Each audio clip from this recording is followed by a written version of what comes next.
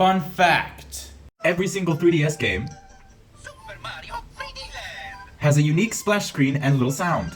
DS games on the system, however, they do not. Each having the same sound even, and just the cartridge, basically, plus the name. But did you know you can make your DS games on your 3DS have their own splash screen and sound? In fact, I have done it successfully with every single Pokemon DS game that I have. Each with an appropriate sound, mind you. So cool. Now let me show you how I did it. First things first, you're gonna power off your DS system and take out the SD card. Like so. Then you're gonna put it inside your PC.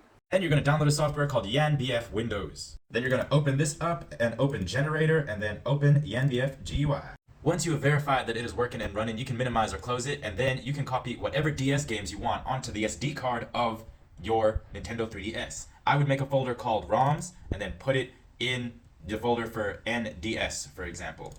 And then put all of your ROMs for your NDS games in one folder. And then, once they're all in one nice folder on your SD card, you are then going to open up your YANBF generator over here, and you're going to drag whatever DS game you want to install onto here, or click on this little folder, go to your SD card, which should be in this PC.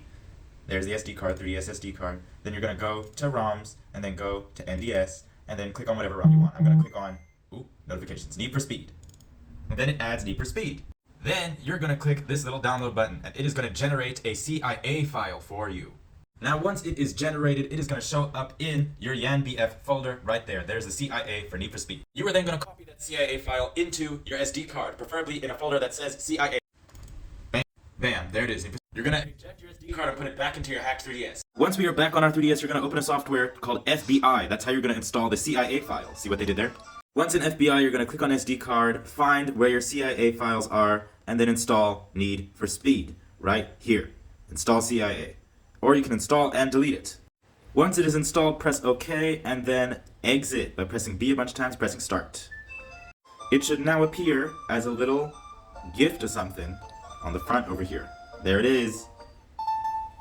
Now, this game doesn't have a sound associated with it, but this is what it normally looks like when you have it on your system. Normally looks like that. As I was saying, it normally looks like that, but after using YANBF, it now has a little cover art.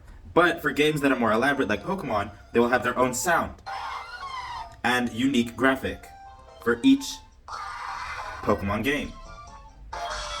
Thank you for coming to my TED Talk. I hope you enjoyed this tutorial, and please come back for more. I'll see you in the next one. Bye!